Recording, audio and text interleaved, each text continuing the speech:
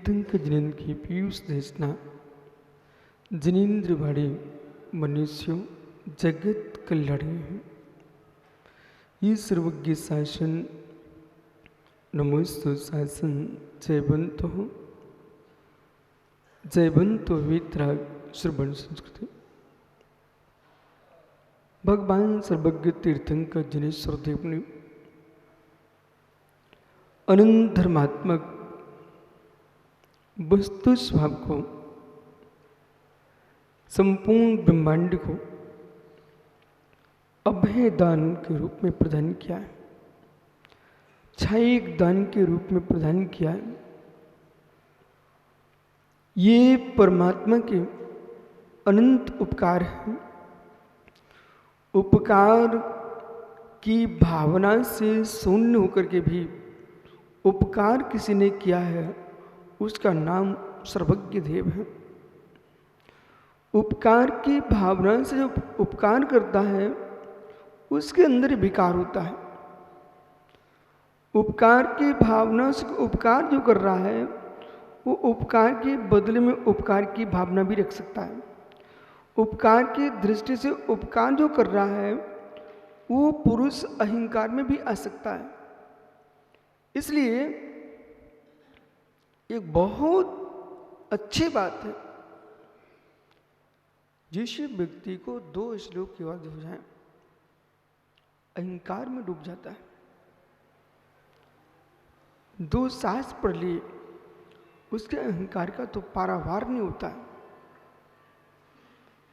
फिर जिस व्यक्ति को चराचर त्रैलोक्यवर्ती संपूर्ण द्रव गुण पर्याय गोष्पाद की भांति जैसे गोष्पाद में पड़ा पानी दिखाई देता है, ऐसे भगवान के केवल ज्ञान में संपूर्ण विश्व का कि संपूर्ण द्रव गुण पर्याय गोष्पादबद्ध लगते हैं। कितना अहंकार होना चाहिए जिसके ज्ञान में ऐसा कोई ज्ञेय अवशेष नहीं जो झलकता ना हो। अहंकार आना चाहिए, प्रचंड अहंकार आना चाहिए। बड़ी व्यवस्थित व्यवस्था है सिद्धांत की। वस्तु स्वरूप इतना व्यवस्थित है, अनंत ज्ञान प्रकट होने के पूर्व, अहंकार के स्रोत खुलने के पूर्व मोहिनी कर्म का क्षय हो जाता है। 12वें गुणस्थान में जब जीव मोहिनी कर्म का क्षय कर लेता है तब 13वें गुणस्थान में केवल ज्ञान को प्राप्त होता है, अनंत ज्ञान को प्राप्त होता है। छद्मस्तता का अभाव होने पर ही कैवल्य प्रकट होता है, मोह का अभाव होने पर कैवल्य प्रकट होता है। इसलिए जो भगवान की दिव्य धुनी खिलती है वो मोहिनी कर्म से नहीं खिलती है, इस सहज भाव से खिलती है। समूषण की विभूति मध्यलोक में किसी के पास ना वैभव नहीं है, 3 लोक में नहीं है। एक पंडित जी जरा सा सुंदर मकान मिल जाए, अच्छा सा मंच बन जाए, व्यक्ति फूलने लगता है। जिस सभा में अजमेरा जी कोई विशिष्ट विद्वान आ जाए, विशिष्ट श्रावक आ जाए तो वक्ता सोचता है कि मेरी सभा में कितना महान प्रवचनकार हूँ कि मेरी सभा में विद्वान लोग बैठे हुए हैं। जहाँ पर सौधर्म इंद्र ही क्या गर्धर परमेश्वर विराजते हैं जिसकी सभा में, उस तीर्थंकर को कितना अहंकार आना चाहिए। बहुत अच्छा हुआ कि श्रेष्ठ संपत्ति, श्रेष्ठ सभा, श्रेष्ठ ज्ञान होने के पूर्व मोह का क्षय हो जाता है। आनंद लूटना है, आनंद लूटना है तो मोह को दबा के लूट सकते हो। मोह को उघाड़ करके संसार में आप साधना का कोई आनंद नहीं लूट सकते। समझ में आने क्या?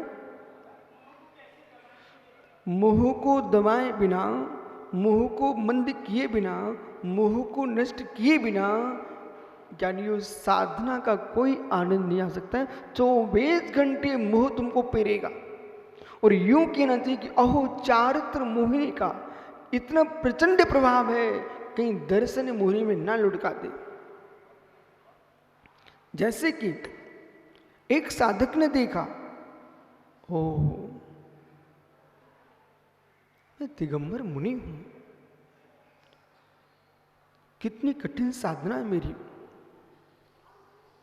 जगत के लोग तो कुछ भी नहीं कर रहे हैं, सुबह शाम मध्याह्न में भोजन कर रहे हैं, गाड़ियों में, वाहनों में, विमानों में घूम रहे हैं, तब भी लाखों की भीड़ उनके साथ चल रही है, और मैं पैदल बिहारी, पगे बिहारी, अनशन तप करने वाला, द्वादश तप तपने वाला, आगम का कुशल ज्ञाता, तब भी जगती पर लोग मुझे स्वीकार नहीं करते। लगता है इतनी साधना में अन्य जगह करता तो मेरी कीमत होती। सुनना फिर से, मैं क्या बोल रहा हूं, लगता है इतनी साधना मैं दूसरी जगह करता तो मेरी कीमत होती। अहो मित्र, ये तुम क्या कर बैठे, यश की प्रकृति अलग है और साधना की प्रकृति अलग है। ऐसा कीर्ति मिथ्या दृष्टि को मिल सकती है, ऐसा कीर्ति पशुओं को मिल सकती है, लेकिन महाव्रत पशुओं को नहीं मिलते हैं, महाव्रत मनुष्यों को ही मिलते हैं। एक व्यक्ति ने 100 रुपये कमाए, उसको 100 रुपये मिले और सीधा गया ठेके पर शराब पी के आ गया। 100 के 100 बर्बाद, और भी 100 ही बर्बाद नहीं किए, नशे में चकनाचूर, 4 घंटे पड़ा रहा, काम का समय गया, बकवाद किए, झगड़ा हो गया, लड़ाई हो गई, कोर्ट कचहरियां हो गई, जो कुछ टूटी फूटी झपड़ियाँ थी ना, वो झगड़े में वो भी बिक गई। अब तुम कहो जैनी धनपति क्यों, आप कहो जैनी धनपति क्यों। अरे मित्र, दूध पी करके बुद्धि से चलने वाला व्यक्ति नाली में नहीं गिरा मिलेगा। दूध पीने वाला नाली में नहीं गिरता है, शराब पीने वाला नाली में गिरता है। जो दूध मिश्री पी रहा है, यानी दूध रोटी खा रहा है, दाल रोटी खा रहा है, वो नाली में क्यों गिरेगा।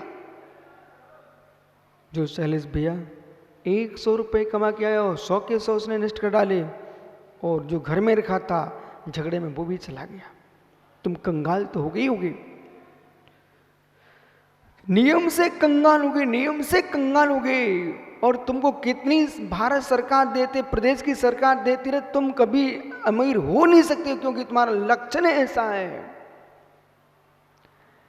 तो यह हमें देखना चाहिए कि मित्रों, संयम की साधना और परिणामों को संभालना, भावों को दृढ़ रखना, ये उच्च कुल का प्रभाव है, नीच कुल का प्रभाव नहीं है।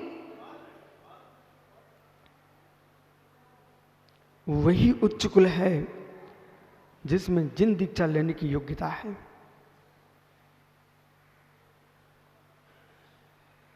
अब पकड़ना विषय को, समझना विषय को।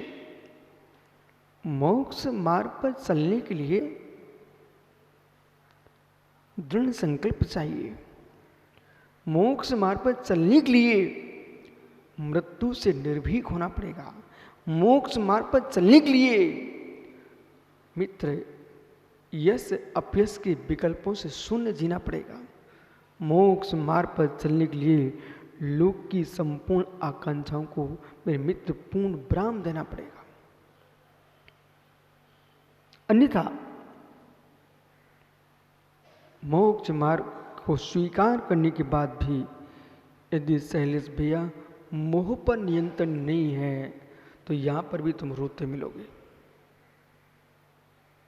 कारण संयम सदृश हो सकता है, शेष प्रकृतियां सदृश हुए नियम नहीं है। तब लगता है कि करुणा योग कितना महत्वपूर्ण है, करुणा योग कितना महत्वपूर्ण है।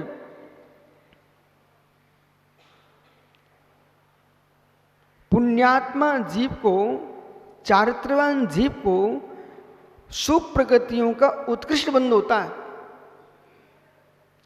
वो पापी जीव को, दुराचारी को, हीनाचरण करने वाले जीव को पाप प्रकृतियों का उत्कृष्ट बंधु होता है। समझ में आ रहा है? सज्जन पुरुष के लिए, ज्ञानी पुरुष के लिए, संयमी पुरुष के लिए, सम्यक दृष्टि जीव के लिए पुण्य प्रकृतियों का उत्कृष्ट बंधु होता है, और तीव्र पाप के लिए मेरे मित्र नीच गति की स्थिति का उच्च बंधु होता है। वो सारा निर्णय आगम से तो जानना है, निर्णय स्वयं के जी से करना है। देखो, जो कागज पर लिखे अक्षर हैं ये आपका निर्णय नहीं है, ग्रंथ आपका निर्णय नहीं है। ग्रंथ तो ज्ञेय है, पदार्थ ज्ञेय है, वस्तु ज्ञेय है, प्रकाश ज्ञेय है, वो ज्ञान नहीं है। ज्ञान तो आत्मा का धर्म है। जो आत्मा का धर्म ज्ञान है, ग्रंथों को पढ़ने के बाद आप देखना जितने विशिष्ट शास्त्र होंगे उनमें एक बात लिखी रहती है कि अध्ययन के बाद चिंतन करना चाहिए। अध्ययन के बाद चिंतन करना चाहिए। प्रथम स्वाध्याय है वाचना, प्रथम स्वाध्याय है वाचना, ग्रंथ का पढ़ना। वाचना के बाद समझ में नहीं आए प्रक्षना, आपका विपरीत निर्णय न हो जाए इसलिए प्रक्षना। आमना, याद करो, अनुप्रेक्षा, चिंतन करो, चिंतन करो कि जो हमने अध्ययन किया है उस अध्ययन की अनुकूल मेरे जीवन की शैली क्या है। जो हमने अध्ययन किया है उस अध्ययन के अनुकूल जिस स्थान पर साक्षात मेरा गुण स्थान छठवां कहला रहा है, सातवां कहला रहा है, ये तो गुरु ने दीक्षा दी तो लोगों ने कह दिया बहु मुनिराज नमोस्तु, तो लोगों ने नमोस्तु करना प्रारंभ कर दिया है। ये मुझे स्वीकार है कि लोग मुझे नमोस्तु करने लग गए हैं। छठवें सप्तम गुणस्थान के लिए नमस्कार चल रहा है। तद गुणस्थान संबंधी जो स्वरूप गोमट सार जीव कांड जी में लिखा हुआ है, आगम शास्त्रों में लिखा हुआ है, वैसा मेरे में घटित हो रहा है या नहीं हो रहा है, वो हमें निहारना चाहिए। कोई वस्तु का प्रचार, आज प्रचार का युग चल रहा है, टीवी पर प्रचार चल रहा है और पेपरों में प्रचार चल रहा है कि अमुक जगह की मिठाई बहुत बढ़िया है। मित्र, उस मिठाई को बढ़िया सुन के पढ़ कर के ही नहीं आप प्रभावित होंगे, फिर जैसा लिखा था, जैसा सुना था, उसको चक्के की वेदन करोगे कि नहीं करोगे, उसको चक्कर के भेदन करोगे नहीं करोगे, ये वास्तविक ऐसा है कि नहीं है। इसी प्रकार से जैसे बाह्य द्रव्यों को हम चक करके सूंघ करके जिस इंद्री का विषय होता है उस इंद्री से भेदन करके इस बात को जानना चाहते हैं ये सत्य है कि नहीं।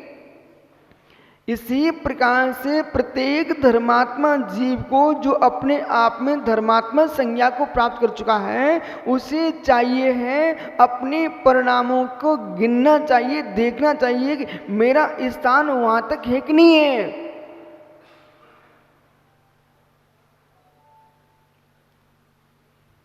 बट्टू भैया, कभी कभी दुकानदार 50 रुपए की वस्तु को 100 में बेचता है, और आप उसको देख करके समझ लेते हो ये 100 रुपए की नहीं है, ये 100 रुपए की नहीं है, तो आप स्पष्ट बोलते हो भाई आप कितनी अधिक पैसे बोलो, लेकिन वस्तु की हमने पहचान कर ली है, ये 100 रुपए की वस्तु नहीं है, मात्र 50 रुपए की ही है। ये सत्य है कि नहीं? आप जानते कि नहीं? क्योंकि व्यापारी हो। ऐसे ज्ञानी जो जीव मुद्रा में महाव्रती हो, पर भावों में उसे गिनना चाहिए। मैं देशव्रती हूं कि मैं अवरस सम्य दृष्टि हूं कि वो भी नहीं हूं। एक ज्ञान स्वयं के भीतर होगा, एक ज्ञान स्वयं के भीतर होगा। चरणा नियुक्ति बहिरंग चर्या भी यदि मेरे पास नहीं है तो सोच लेना चाहिए मैं अभी उस स्थान तक नहीं हूं। वो अपने आप को कहने में शर्म भी नहीं आना चाहिए, अन्यथा मायाचारी का दोष और लगेगा। स्वयं के भीतर इतना निर्णय कर लो। कभी कभी मालूम क्या होता है, कोई धनी आदमी है, अचानक संजय पंडित जी उसको घाटा लग गया। अब उसके पास अरबपति खरबपति आदमी था, मात्र हजार पति बचा। तो वो क्या सोचता है, मैं इज्जत वाला आदमी हूं, जो हल्ला चल रहा है सो चलने दो, पर अपने में निर्णय कर लेता है। उसका दान देने का तरीका बदल गया, उसका स्वयं के शान शौकत का तरीका बदल गया। जो दुनिया में खर्च करता घूमता था, क्योंकि अब उसको हजार के माध्यम से अपना परिवार चलाना है, लेकिन सम्मान भी नहीं मिटना चाहिए, तो अपने में निर्णय कर चुका होता है। अब मैं अरबपति नहीं बचा हूँ, अब मैं करोड़पति भी नहीं बचा हूँ, अब मैं लखपति भी नहीं बचा हूँ, अब मात्र मैं सहस्रपति हूँ। व्यवस्था तदनुरूप करेगा नहीं करेगा। पंडित जी, ये बेहद बहुत बड़ी नीति सीखना चाहिए। जितनी योग्यता है उतना विस्तार करना चाहिए, और योग्यता नहीं है उसका प्रचार नहीं करना चाहिए। ओहो, स्वयं अपने आप को उसने संकुचित कर लिया। इसी प्रकार से मोक्ष मार्गी, यदि आप छठवें सातवें गुणस्थान के प्रचार को प्राप्त हो चुके हो, आपकी बाहरी इमारत इतनी बड़ी बन चुकी है कि लोग यही समझते हैं कि तुम छठवें सातवें झूल रहे हो। यदि परिणाम तुम्हारे अवरत सम्य दृष्टि के मात्र के देश व्रत का ही पालन नहीं होने दे रहे हैं, तो अपन को संतुष्ट वहां रहना चाहिए। अब मैं कम से कम सम्यत का अच्छे से पालन करूं, इतना तो है कि दुर्गति से बच जाऊंगा। पर द्रव्य संयम तब भी नहीं छोड़ना। बार बार मैं एक बात कहता हूं पीयूष, बेटा कितनी बाजार के भाव गिर जाए, दुकान नहीं बेचना चाहिए, दुकान नहीं बेचना चाहिए। और आपने पूरी दुकान ही बेच डाली तो बाजार के भाव बढ़ भी जाएंगे, पर तुम्हारे पास कुछ नहीं होगा। दुकान पर बैठे रहे, कभी ना कभी भाव बढ़ेंगे तो मेरे मित्र तुम पुनः धनपति बनोगे। ऐसे ही किसी व्यक्ति ने द्रव्य संयम धारण कर लिया।